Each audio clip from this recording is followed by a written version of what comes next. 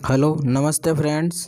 S G chemistry YouTube channel पर दोस्तों आप सभी का स्वागत है। दोस्तों आज मैं लंबे समय से वीडियो लेके आया हूँ। इसका रीज़न ये था कि एक तो त्यौहार बीच में आ गया था और दूसरा रीज़न मेरी तबीयत थोड़ी बहुत ख़राब हो गई थी। इस वजह से अभी भी थोड़ा नॉर्मल हूँ, लेकिन आपके समय को देखते हुए मुझे ये वीडियो जल्दी से जल्दी बनाना पड़ा है। आप चिंता मत कीजिए, अब हम रेगुलर रहेंगे और बहुत ही अच्छे से डेली के अगर एक एक वीडियो से काम नहीं चलेगा तो दो दो वीडियो बना लेंगे, कोई दिक्कत नहीं है। आप लगातार पढ़ते रहिए, क्वेश्चन प्रैक्टिस अच्छे से होगी। मैं थ्योरेटिकल वीडियो भी आप डाल रहा हूँ। आप मेरी इसी चैनल पे आप ACF केमिस्ट्री के नाम से, ACF FRO के नाम से प्लेलिस्ट बनी हुई है, आप उसे चेक कर सकते हैं। ठीक है दोस्तों, जैसे वीडियो डालता हूँ मैं उसमें भी ऐड कर देता हूँ। ठीक है दोस्तों, आज का वीडियो हमारे ऐसे कुछ कॉन्सेप्ट वाइज क्वेश्चनों पे है। इनमें जैसे बढ़ता हुआ क्रम, घटते हुए क्रम के जैसे क्वेश्चनों की बात करेंगे तो वो मैं कल से बोर्ड पे लाइव वाला वीडियो बनाऊंगा। ठीक है दोस्तों, आज का हमारा पहला क्वेश्चन यहाँ पर निकल के आ जाता है।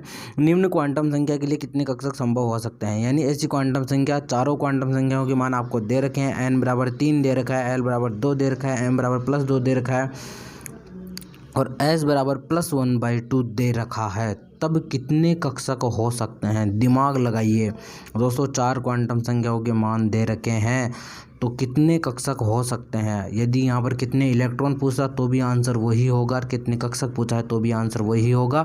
फटाफट से आप मुझे कमेंट करके आंसर बता दीजिए दोस्तों कि इस क्वेश्चन का आंसर क्या होने वाला है। दोस्तों बहुत ही इजी क्वेश्चन है दोस्तों, फटाफट से कमेंट कर दीजिए इस क्वेश्चन का आंसर क्या होगा। इस क्वेश्चन का आंसर दोस्तों 1 होगा। क्या होगा? 1 पहला आंसर हो जाएगा। अगला क्वेश्चन है यहाँ पर, n बराबर 3 ऊर्जा स्तर के लिए संभव कक्षक की संख्या। n बराबर 3 है, ऊर्जा स्तर है, उस ऊर्जा स्तर के लिए कितने कक्षक संभव हो सकते हैं? दोस्तों एक फॉर्मूला मैंने आपको बताया होगा दोस्तों, क्वांटम का मैं आपको करवा चुका हूँ, उसका लिंक मैं इसके डिस्क्रिप्शन में दे रहा हूँ, आप देख सकते हैं। मैंने थ्योरी का जो वीडियो बनाया था उसमें मैंने बताया था कि किसी भी कक्षा के लिए कितने अधिकतम कक्षक संभव हो सकते हैं। आंसर फटाफट से आप कमेंट कर दीजिए दोस्तों। इस क्वेश्चन का आंसर क्या हो जाएगा? 4th is correct answer, 9 answer हो जाएगा। सॉरी, m बराबर n का स्क्वायर होता है। ठीक है दोस्तों, अगला क्वेश्चन आपके सामने यहाँ पर निकल के आ जाता है। एक परमाणु में कितने इलेक्ट्रॉनों के लिए क्वांटम संख्याओं के मान ये हो सकते हैं? 4 क्वांटम संख्याओं के मान दे रखे हैं और ये कितने इलेक्ट्रॉनों के लिए हो सकते हैं? आपको पता है कि चारों क्वांटम संख्याओं के मान किसी एक ही इलेक्ट्रॉन के लिए स्पेसिफिक हो सकते हैं। तो कौन सा आंसर हो जाएगा? फटाफट से कमेंट करके आंसर दीजिए। 4th is correct answer, 1 answer इसका हो जाएगा। कौन सा आंसर हो जाएगा? 4th इज करेक्ट आंसर हो जाएगा दोस्तों, क्योंकि 4 क्वांटम संख्याओं के किसी विशेष मान किसी एक ही इलेक्ट्रॉन के लिए हो सकते हैं। 2 इलेक्ट्रॉनों के लिए चारों क्वांटम संख्याओं का मान कभी भी समान नहीं हो सकता है। तो आंसर कौन सा हो जाएगा? 4th इज करेक्ट आंसर हो जाएगा दोस्तों। ठीक है दोस्तों, अगला क्वेश्चन आपके सामने यहाँ पर निकल के आ रहा है। एक इलेक्ट्रॉन एक 4D कक्षक का है तो संभव नहीं है। एल का मान कितना ये एल का मान, एम का मान, ये क्या संभव नहीं है? ये बता दीजिए आप फटाफट से।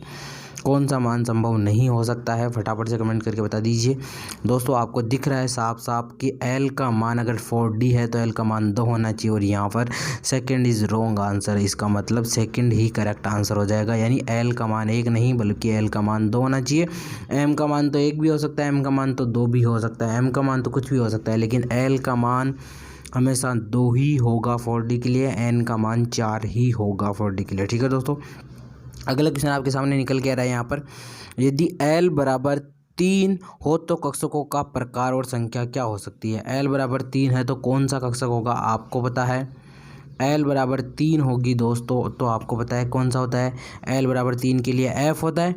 और अब बताइए 4f है तो क्या 14 कक्षक होते हैं क्या 4f में? नहीं होते। 5f में क्या 7 कक्षक हो सकते हैं? बिल्कुल 7 ही होते हैं। f में 7, तो 3 इज करेक्ट आंसर हो जाएगा। थर्ड आंसर क्या हो जाएगा इसका?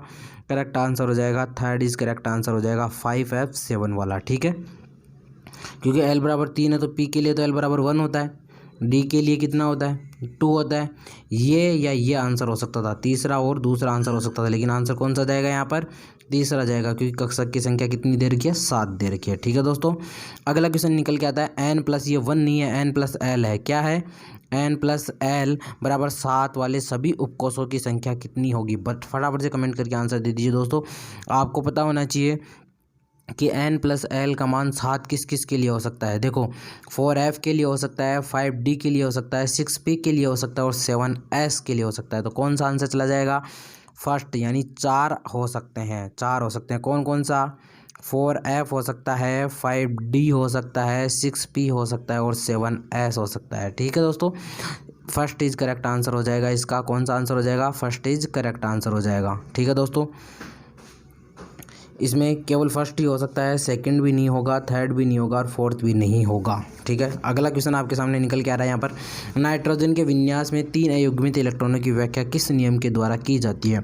दोस्तों ये क्वेश्चन मैं पहले भी बता चुका हूँ आपको। ये क्वेश्चन इस वीडियो में रिपीट हुआ है, आपको पता है। आपने अगर मेरा पहला वाला वीडियो अगर अच्छे से देखा है तो इसका आंसर फटाफट से कमेंट करके दे दीजिए। किसी का भी ये क्वेश्चन तो गलत होना ही नहीं चाहिए दोस्तों। इस क्वेश्चन का आंसर क्या हो जाएगा? हुंड का नियम या हुंड का बहुलकता का नियम। हुंड की बहुलकता का नियम यही है, जब तक सभी संभरण कक्षकों में एक एक इलेक्ट्रॉन ना आ जाए तब तक इलेक्ट्रॉन का युग्मन प्रारंभ नहीं होता है। इसीलिए नाइट्रोजन में 3 अयुग्मित इलेक्ट्रॉन पाए जाते हैं। इसलिए कौन सा आंसर हो जाएगा? थर्ड इज करेक्ट आंसर हो जाएगा दोस्तों। कौन सा आंसर हो जाएगा? थर्ड आंसर हो जाएगा दोस्तों। यदि हुंड का नियम नहीं होता इसमें ऑप्शन में तो फिर ओबोव सिद्धांत जाता, क्योंकि ओबोव ही तो हुंड का नियम बताता है। अगला क्वेश्चन है, n बराबर 4 वाले इलेक्ट्रॉनों के लिए m के कुल कितने मान हो सकते हैं? n बराबर 4 वाले इलेक्ट्रॉनों के लिए m के कितने मान हो सकते हैं? आपको पता है m का मान होता है n के स्क्वायर के बराबर। किसके स्क्वायर के बराबर? n के स्क्वायर के बराबर। तो 4 चौक 16 मान हो सकते हैं। कितने मान हो सकते हैं? 16। जितने कक्षक होंगे उतने ही मान हो जाएंगे। कितने मान हो जाएंगे? 16। ठीक है दोस्तों, तो इसका आंसर कौन सा हो जाएगा? थर्ड इज करेक्ट आंसर हो जाएगा। थर्ड इज करेक्ट आंसर हो जाएगा। कितने मान हो जाएंगे? 16 मान हो जाएंगे। समझ गए आप? कितने हो जाएंगे? 16 हो जाएंगे। ठीक है, देखो 4 भी नहीं होंगे, 8 भी नहीं होंगे, 32 भी नहीं होंगे, क्योंकि जो फॉर्मूला होता है वो क्या होता है? m बराबर n का स्क्वायर, और 4 का स्क्वायर लगाने पे कितना हो जाएगा? 4 चौक 16। अगला क्वेश्चन आपके सामने निकल के आ रहा है, किस कक्षक के लिए 2 कोणीय नोडीय तल होंगे? दोस्तों आपको पता होना चाहिए जो कोणीय नोडीय तल होते हैं वह द्विगुणित क्वांटम संख्या के बराबर होते हैं, और 2 किसका मान होता है? d का होता है। तो थर्ड इज करेक्ट आंसर हो जाएगा यहाँ पर। कौन सा आंसर हो जाएगा? थर्ड इज करेक्ट आंसर हो जाएगा। कौन सा आंसर हो जाएगा? कोणीय नोडीय तल होते हैं वो किसके बराबर होते हैं? द्विगुणित क्वांटम संख्या के बराबर। s के लिए 0 होते हैं, p के लिए 1 होते हैं और d के लिए 2 होते हैं। तो कितने किसके लिए हो जाएगा? डी के लिए, क्योंकि 2 कोणीय नोडीय तल पूछा है तो किसके लिए हो जाएगा? Third is correct answer, D के लिए हो जाएंगे। पी के लिए 1 होगा। अगला है n बराबर 6 m बराबर 0 के लिए p कक्षक में उपस्थित इलेक्ट्रॉनों की मैक्सिमम संख्या कितनी होगी? n बराबर जब 6 हो और m बराबर 0 हो। फटाफट से कमेंट करके दोस्तों आंसर दीजिए n बराबर 6 m बराबर 0 वाले के लिए। दोस्तों ये क्वेश्चन बहुत ही मोस्ट इम्पोर्टेंट है और एक डिफरेंट टाइप का क्वेश्चन है। ठीक है दोस्तों, तो दोस्तों इस क्वेश्चन का आंसर आप कमेंट करके दीजिए। इस क्वेश्चन का आंसर आप ढूंढने की कोशिश कीजिए कौन सा जाता है। नेक्स्ट वीडियो में मैं इस क्वेश्चन का आंसर आपको बताऊंगा। इस वीडियो में नहीं बताऊंगा, अपने दोस्तों से पूछिए, अपने फ्रेंड्स से पूछिए, अपने टीचर से पूछिए। ये क्वेश्चन एक बहुत ही अजीब और इम्पोर्टेंट क्वेश्चन है दोस्तों। इस तरह के क्वेश्चन आने के भी चांसेस बहुत ज़्यादा बनते हैं, इसीलिए मैं आपको इसका आंसर नहीं बता रहा हूँ, आपको खुद ढूंढना है। अगला क्वेश्चन निकल के आता है n बराबर 3 हो तो l का सही मान क्या हो सकता है? n बराबर 3 हो तो l का मान क्या हो सकता है? 0 हो सकता है, बिल्कुल हो सकता है। 1 हो सकता है, 2 हो सकता है, हो सकता है। तो आंसर कौन सा हो जाएगा? फोर्थ इज करेक्ट आंसर हो जाएगा, क्योंकि n का जो l का जो मान होता है वह मैक्सिमम जो मान होता है l का जो मैक्सिमम मान होता है n-1 के बराबर होता है l मैक्सिमम। तो फोर्थ इज करेक्ट आंसर हो जाएगा। ठीक है, l का मैक्सिमम मान किससे निकाला जाता है? n-1 से। अगर मान लो n का मान 4 होता तो l का मैक्सिमम मान कितना हो सकता था? 3। n का मान 5 होता तो l का मैक्सिमम मान कितना हो सकता था? 4। यानी n के मान से 1 कम तक हो सकता है मैक्सिमम मान। ठीक है दोस्तों, इसके बाद अगला क्वेश्चन निकल के आ रहा है दोस्तों, किसी nf कक्षक में इलेक्ट्रॉन कितने हो सकते हैं? nf कक्षक में कितने इलेक्ट्रॉन हो सकते हैं दोस्तों? फटाफट से बताइए। दोस्तों आपको पता है s में 2 इलेक्ट्रॉन होते हैं, p में 6 होते हैं, d में 10 होते हैं और f में कितने इलेक्ट्रॉन होते हैं? 14 इलेक्ट्रॉन होते हैं। कितने इलेक्ट्रॉन होते हैं? 14 इलेक्ट्रॉन होते हैं। कक्षक पूछा है किसी nf कक्षक में। ठीक है दोस्तों, तो दोस्तों आपको पता है किसी कक्षक में विपरीत चक्रण के 2 इलेक्ट्रॉन होते हैं। तो चौथा आंसर हो जाएगा इसका कक्षक पूछा है, याद रखना, उपकोष नहीं पूछा है। यदि उपकोष पूछता तो हम आंसर कर सकते थे, लेकिन यहाँ पर उपकोष नहीं बल्कि क्या पूछा था, कक्षक पूछा था। ठीक है दोस्तों, अगला क्वेश्चन आपके सामने यहाँ पर निकल के आ रहा है। यदि L बराबर 3 हो तो कक्षकों का प्रकार और संख्या हो सकती है। L बराबर 3 के लिए क्या हो सकता है, L बराबर 3 के लिए आपको पता है 4f भी हो सकता है और 5f भी हो सकता है। दोस्तों ये क्वेश्चन भी रिपीट हुआ है। दोस्तों इस क्वेश्चन का आंसर कौन सा हो जाएगा, पहले भी मैं आपको बता चुका हूं दोस्तों। इस क्वेश्चन का आंसर आपका 5f7 हो जाएगा। कौन सा हो जाएगा, 5f7 हो जाएगा, क्योंकि L का मान 3 होता है तो f के लिए होता है 4f हो सकता है या 5f हो सकता है। लेकिन आपने देखा 4f में 14 कक्षक बता रहा है, जबकि f में 14 नहीं बल्कि कितने कक्षक होते हैं, 7 कक्षक होते हैं। d में 5 कक्षक होते हैं, p में 3 कक्षक होते हैं और s में कितने कक्षक होते हैं, केवल s एक ही कक्षक होता है, जिसे s को कक्षक भी बोल सकते हैं और उपकोष भी बोल सकते हैं। ठीक है दोस्तों, अगला क्वेश्चन आप बताइए फटाफट से। एक परमाणु में कितने इलेक्ट्रॉनों के लिए क्वांटम संख्याओं का मान ये हो सकता है, कितने इलेक्ट्रॉन के लिए हो सकता है। दोस्तों ये तो मैंने पहले से बता रखा है, एक स्पेसिफिक मान किसके लिए हो सकता है, ये स्पेसिफिक मान केवल एक ही इलेक्ट्रॉन के लिए हो सकता है। किसके लिए, एक ही इलेक्ट्रॉन के लिए। S+1/2 भी एक इलेक्ट्रॉन के लिए हो सकता है और -1/2 भी एक इलेक्ट्रॉन के लिए हो सकता है, चारों क्वांटम संख्याओं के लिए। तो कौन सा आंसर हो जाएगा, 4th इज करेक्ट आंसर हो जाएगा दोस्तों। कौन सा आंसर हो जाएगा, 4th इज करेक्ट आंसर हो जाएगा दोस्तों। ठीक है दोस्तों, ये बहुत ही इंपॉर्टेंट क्वेश्चन है, आपको याद रखना है कि किसी एक चारों क्वांटम संख्याओं का मान केवल एक ही इलेक्ट्रॉन के लिए समान हो सकता है, 2 इलेक्ट्रॉनों के लिए कभी भी समान नहीं होगा। क्या नहीं होगा, 2 इलेक्ट्रॉनों के लिए कभी भी समान नहीं होगा। ठीक है दोस्तों, अगला क्वेश्चन आपके सामने निकल गया था। 2s कक्षक में नोडल सतह की संख्या कितनी होती है। 2s कक्षक में दोस्तों नोडल सतह की संख्या कितनी होती है, टोटल नोड पूछे हैं तो वो होते हैं n-l-1। क्या, n-l-1। तो l का मान यहाँ पर 0 है, n का मान यहाँ पर कितना है 2 और l 1 तो 2 - 1 यानी कितने हो जाएंगे, 1 हो जाएंगे। कितने हो जाएंगे, 1 हो जाएंगे। टोटल नोडल सतह के लिए होता है टोटल के लिए होता है n-1 ही। कितना होता है, n-1 होता है। तो n में से -1 करेंगे तो कितना आ जाएगा, 1 तो 2 - 1 करेंगे तो कितना हो जाएगा, 2 - 1 कितने करेंगे तो कितना हो जाएगा, 1 हो जाएगा। तो कौन सा आंसर हो जाएगा इसके लिए, 2nd इज करेक्ट आंसर हो जाएगा। टोटल नोड पूछा था। ठीक है दोस्तों, अगला क्वेश्चन है। एक परमाणु, एक इलेक्ट्रॉन एक 4D कक्षक का है तो कौन सी क्वांटम संख्या संभव नहीं है। 4D का है तो कौन सी क्वांटम संख्या संभव नहीं है, L का मान क्या नहीं हो सकता, 1 नहीं हो सकता। L का मान क्या नहीं हो सकता, 1 नहीं हो सकता है। L का मान क्या नहीं हो सकता है, 1 नहीं हो सकता है। और बाकी के सारे मान आपके हो सकते हैं। दोस्तों इसमें आज वाले में 2-3 क्वेश्चन रिपीट हो गए हैं, थोड़ा सा ऐसे ही जल्दी में क्वेश्चन बने थे इसलिए थोड़ा रिपीट हो चुके हैं 1-2 क्वेश्चन। इसके लिए मैं आप सभी से क्षमा चाहता हूं दोस्तों। कोशिश करेंगे कि आगे से कभी क्वेश्चन रिपीट ना हो, लेकिन ये भी हो सकता है कि इससे आपको ये भी प्रेरणा मिलती हो, पता नहीं आपने पहले जो क्वेश्चन किया था अब उसका आंसर आपको आता है या नहीं आता, ये चेक भी हो सकता है।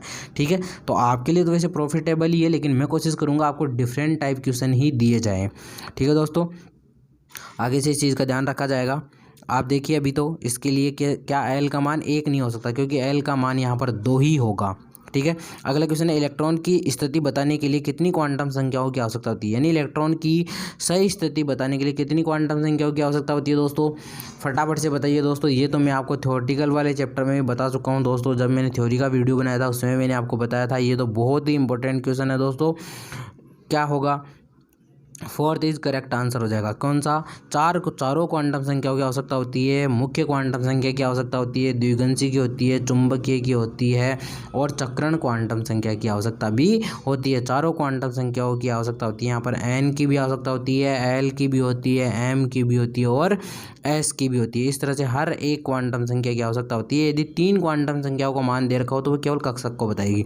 अगला क्वेश्चन दोस्तों, H उपकोष में कक्षकों की संख्या कितनी होगी। दोस्तों आपको पता है F में 7 होते हैं, G में 9 होंगे, तो H में कितने हो जाएंगे, 11। क्योंकि देखो S में 1, P में 3, D में 5, F में 7, तो G में कितने हो जाएंगे, 9 और H में कितने हो जाएंगे 11। तो आंसर कौन सा हो जाएगा दोस्तों, फर्स्ट इज करेक्ट आंसर हो जाएगा। कौन सा आंसर हो जाएगा, फर्स्ट इज करेक्ट आंसर हो जाएगा, क्योंकि H में कितने कक्षक होंगे 11 होंगे। कितने होंगे H उपकोष में 11 कक्षक होंगे। ठीक है दोस्तों, कितने कक्षक हो जाएंगे 11 हो जाएंगे। 15, 17 और 19 रॉन्ग आंसर है, इसका पहला ही आंसर करेक्ट आंसर होगा। कौन सा आंसर होगा, पहला ही करेक्ट आंसर होगा। ठीक है दोस्तों याद रखना है ऐसे क्वेश्चनों को। अगला क्वेश्चन है, आवर्त सारणी में सबसे ज़्यादा ऑक्सीकरण अंक दर्शाने वाला तत्व कौन सा है। दोस्तों बहुत ही मोस्ट इंपॉर्टेंट क्वेश्चन है, इसको आपको फटाफट से मुझे कमेंट करके बताना है। OS ओस्मियम है, Mn मैग्नीज है, Cr क्रोमियम है या Cl क्लोरीन है। दोस्तों फटाफट से कमेंट कर दीजिए दोस्तों। ये 19वां क्वेश्चन आपके यहाँ पर पहुँच चुका है दोस्तों। आज ये बताइए दोस्तों, ओस्मियम होता है दोस्तों, कौन सा होता है, ओस्मियम होता है। ओस्मियम होता है जिसकी ऑक्सीकरण अंक संख्या सबसे ज़्यादा होती है पूरी आवर्त सारणी में। आपको मैग्नीज पता होगा शायद, आई थिंक हो सकता है क्लोरीन पता हो या क्रोमियम पता हो, लेकिन ओस्मियम करेक्ट आंसर होगा।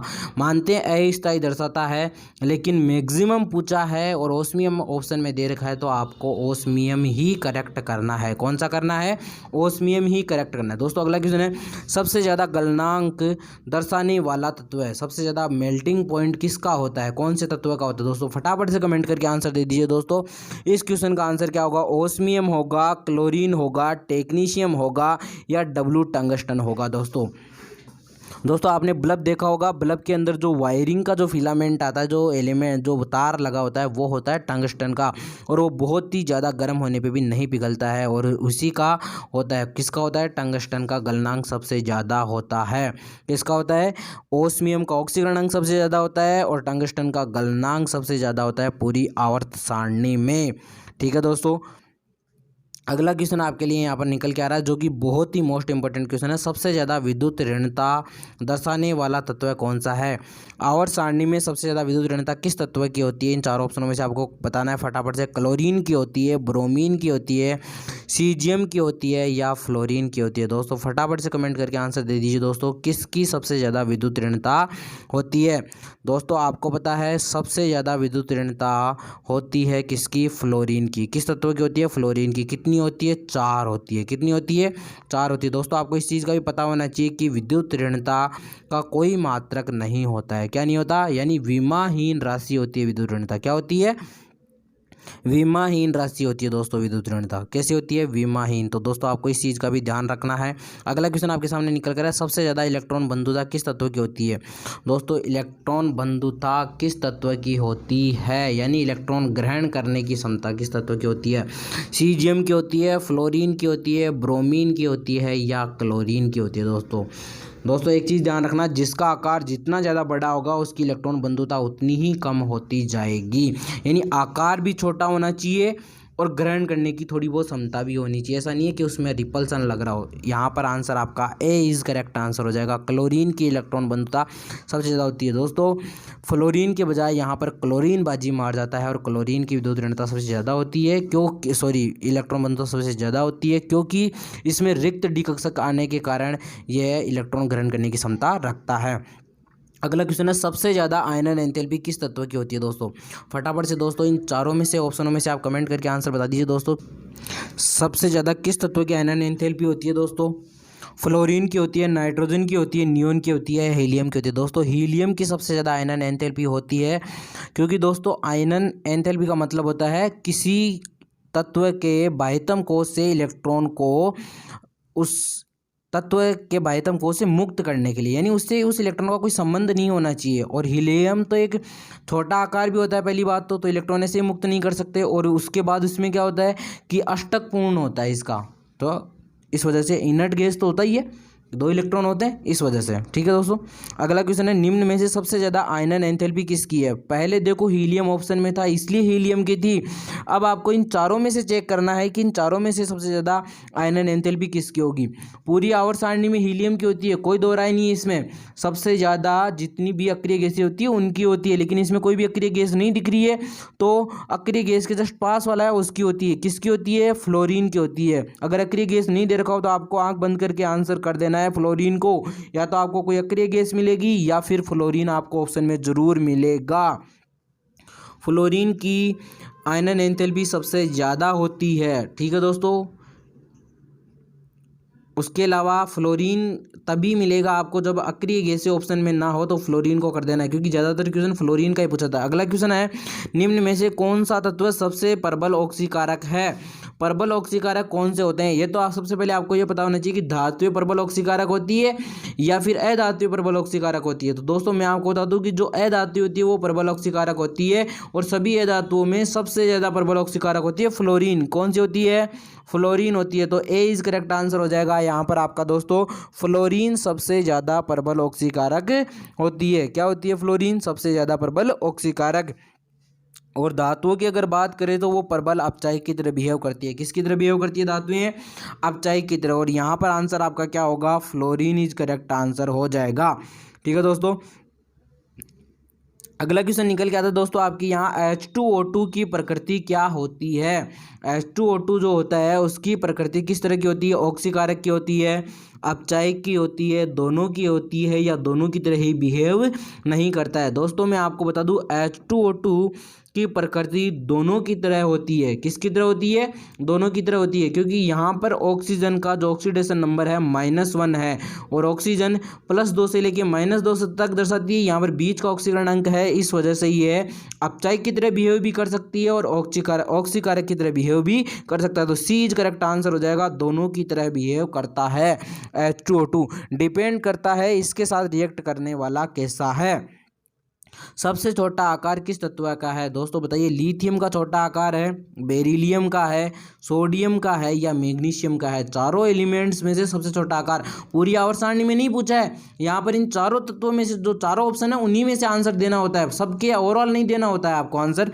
तो यहाँ पर सबसे छोटा आकार किसका होता है? बेरिलियम का होता है। दोस्तों कंफ्यूज मत होना, लिथियम से भी छोटा आकार किसका होता है? बेरिलियम का होता है। दोस्तों किसका होता है? बेरिलियम का होता है। वैसे पूरी आवर्त सारणी में सबसे छोटा आकार किसका होता है ये भी कमेंट कर दीजिए, देखिए, ताकि मुझे पता तो लगे कि आपको पूरी आवर्त सारणी वाला भी याद है या नहीं है। हो सकता है अगला क्वेश्चन वही आ जाए। आपको पता रखना है सबसे छोटा आकार आवर्त सारणी में किसका होता है। चारों में से जैसे ही बाएं से दाएं जाते हैं तो आकार घटता है, याद रखना। सबसे छोटा सबसे बड़ा आकार आवर्त सारणी में किस तत्व का होता है? सबसे बड़ा आकार पूछ लिया गया है इस बार आपसे। सबसे बड़ा आकार दोस्तों सारी धातुओं का सबसे बड़ा आकार होता है, तो यहाँ पर क्लोरीन और आयोडीन तो वैसे ही हट गए। अब आंसर बचा आपका सीजियम और फ्रांसियम में से। दोस्तों यहाँ पर आप ग्रेजुएशन के स्टूडेंट हो, आपको पता होगा एक रिलेटिव इफेक्ट नाम से एक इफेक्ट लगता है जो आपके एमएससी एंट्रेंस के पेपर्स में भी आता है, और उस रिलेटिव इफेक्ट के कारण ही आपका फ्रांसियम से बड़ा आकार आपके सीजियम का हो जाता है, और ए इज करेक्ट आंसर हो जाता है यहाँ पर। यानी सीजियम का आकार फ्रांसियम की तुलना में भी बड़ा होता है, तो ए इज करेक्ट आंसर हो जाएगा। बी आंसर नहीं जाएगा दोस्तों।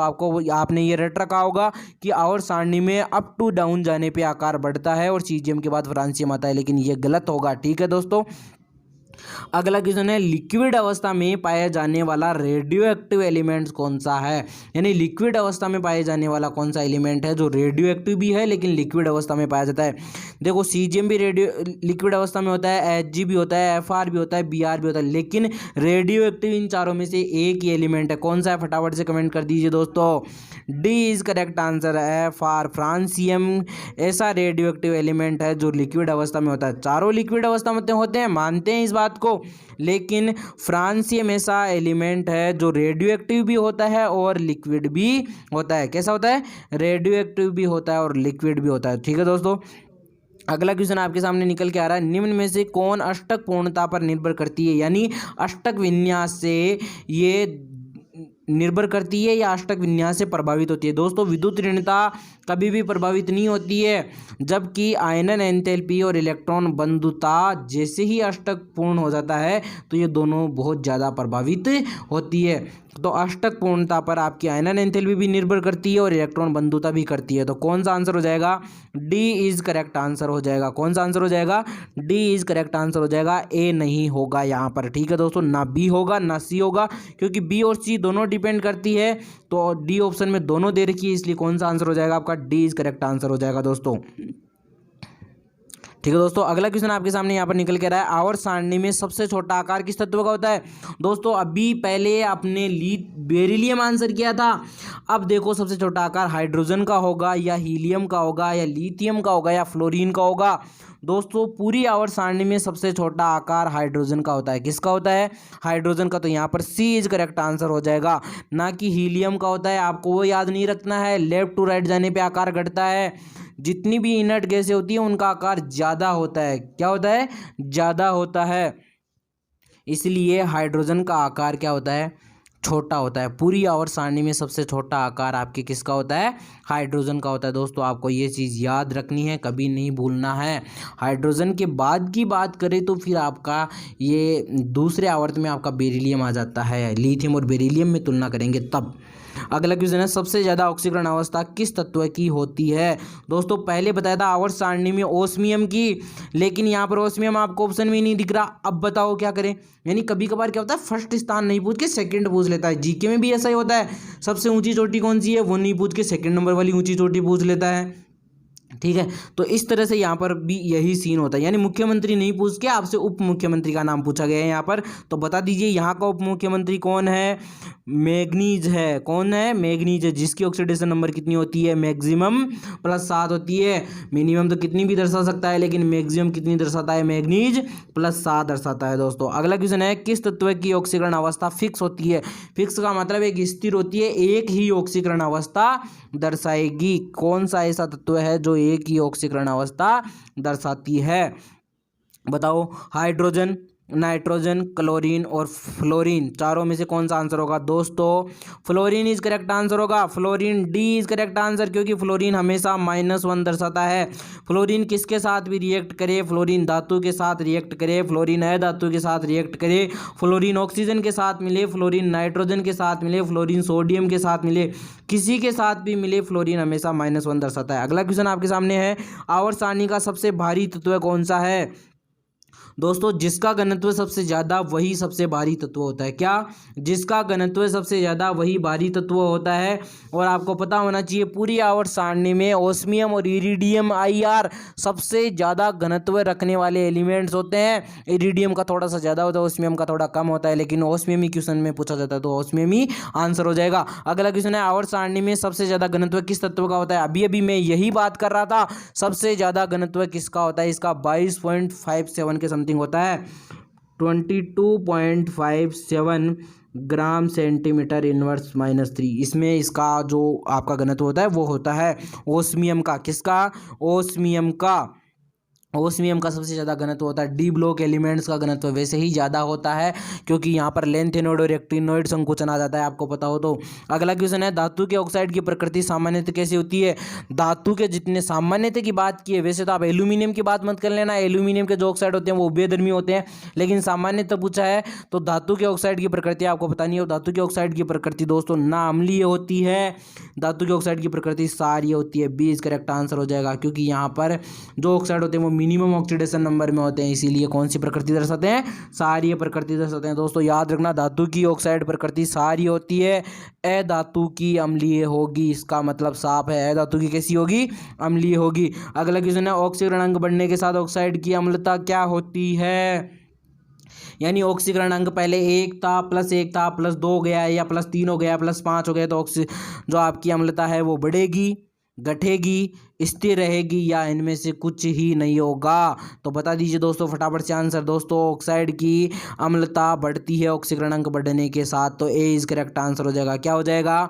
ए इज करेक्ट आंसर हो जाएगा। दोस्तों आपको टेंशन लेने की आवश्यकता नहीं है। दोस्तों यहाँ पर जो भी आपको आंसर बताया जाएगा बिल्कुल करेक्ट आंसर ही बताया जाएगा। दोस्तों यहाँ पर क्वेश्चन बनाने से पहले उनका एनालिसिस किया जाता है। दोस्तों आप चिंता ना कीजिए। अगला क्वेश्चन है, नाइट्रोजन की अधिकतम ऑक्सीकरण अवस्था कितनी होती है? दोस्तों नाइट्रोजन की अधिकतम ऑक्सीकरण अवस्था फटाफट से कमेंट करके दोस्तों आंसर दे दीजिए। नाइट्रोजन की ऑक्सीकरण अवस्था कितनी होती है? दोस्तों एक ऑप्शन देता हूं मैं आपको, HNO3 में नाइट्रोजन की ऑक्सीकरण अवस्था कितनी होती है? फटाफट से कमेंट करके आंसर दे दीजिए। दोस्तों नाइट्रोजन की अधिकतम ऑक्सीकरण अवस्था +5 होती है। कितनी होती है? +5 ऑक्सीकरण अवस्था होती है नाइट्रोजन की, और मिनिमम होती है -3। कितनी होती है? -3, यानी -3 से लेके +5 तक जाती है। अगला क्वेश्चन आपके सामने निकल के रहा है, आवर्त सारणी में कोई तत्व अधिकतम कितनी ऑक्सीकरण अवस्था दर्शाता है? अधिकतम ऑक्सीकरण होता है। दोस्तों आपने देख लिया मैग्नीज की +7 होती है और मैग्नीज से ज़्यादा भी ओस्मियम दर्शाता है। आपको पता है +7 से ज़्यादा एक ही ऑप्शन आ रहा है, तो फटाफट से कमेंट कर दीजिए कौन सा आंसर होगा। दोस्तों सी इज करेक्ट आंसर हो जाएगा +8। ओस्मियम +8 दर्शाता है। दोस्तों क्या दर्शाता है? ओस्मियम के साथ दोस्तों प्लेटिनम भी ऐसा एलिमेंट होता है जो +8 दर्शाता है, लेकिन +8 वाले सारे ही अस्थायी यौगिक बनाते हैं, इसीलिए ओस्मियम के अलावा आपको कोई दिखे तो आपको हमेशा +7 ही करना है। किस तत्व की ऑक्सीकरण अवस्था स्थिर रहती है? दोस्तों पिछले बार हमने देखा था स्थिर फिक्स रखी थी फ्लोरीन की, लेकिन यहाँ पर अब सोडियम और पोटेशियम भी आ गया है। दोस्तों सोडियम और पोटेशियम भी आ गया है दोस्तों, तो यहाँ पर किसके आंसर हो जाएगा? डी इज करेक्ट आंसर हो जाएगा, यानी चारों ही करेक्ट आंसर हो जाएंगे। दोस्तों यहाँ पर क्या हो जाएंगे? चारों ही करेक्ट आंसर हो जाएंगे दोस्तों। ठीक है दोस्तों आप सभी को हमारे YouTube चैनल पे लंबे समय से आप बने हुए हो तो आपको बने रहना है दोस्तों, आपको सफलता ज़रूर मिलेगी। आप चिंता मत कीजिए दोस्तों, ये समझ लीजिए कि मैं आप लोगों के लिए समर्पित हूँ, बस आप अपने एग्ज़ाम के लिए समर्पित हो जाइए। दोस्तों मैं क्वेश्चन प्रैक्टिस आपको हर दिन रात को इसी टाइम पर करवाऊँगा। और दोस्तों थ्योरी की जो बात है दोस्तों, हम शाम को 6 बजे या सुबह 9-10 बजे के समथिंग रखेंगे, या नाइट में भी रख सकते हैं। जैसा आप मुझे कमेंट करोगे दोस्तों, मैं उसी के हिसाब से आपकी थ्योरी की क्लास भी लगाऊंगा। दोस्तों एक थोड़ा इंपॉर्टेंट हो गया है, क्योंकि आपको क्या कई क्वेश्चन के आंसर नहीं आते हैं, तो पहले आपको थ्योरी पढ़ना भी जरूरी होता है। दोस्तों यदि आपको नोट्स चाहिए तो दोस्तों ज़्यादा चार्ज नहीं है, थोड़ा बहुत चार्ज है, बिल्कुल ज़्यादा पेड नोट्स भी नहीं है, बिल्कुल मिनिमम चार्ज रखा गया है, जिसमें आपको बहुत से MCQs क्वेश्चन भी मिलेंगे। हिंदी मीडियम और इंग्लिश मीडियम दोनों में अवेलेबल है। हिंदी मीडियम के नोट्स बहुत ही अच्छे नोट्स हैं, इंग्लिश मीडियम में जरूर थोड़ा सा काट छाट करके बनाया गया है। हिंदी मीडियम के नोट्स टॉपिक वाइज बिल्कुल बनाए गए और 95% सिलेबस के नोट्स आपको मिल जाएंगे विद MCQ। दोस्तों अगर आपको चाहिए नोट्स तो आप मुझे कमेंट कर दीजिए, या फिर इसी में मैं आपको मेरे WhatsApp नंबर दे रहा हूँ, आप वहाँ पर भी मुझे कमेंट करके बता सकते हैं। ठीक है दोस्तों, अगर आपको वीडियो पसंद आया हो तो इसे लाइक करें, शेयर करें और सब्सक्राइब करें। थैंक यू वेरी मच दोस्तों।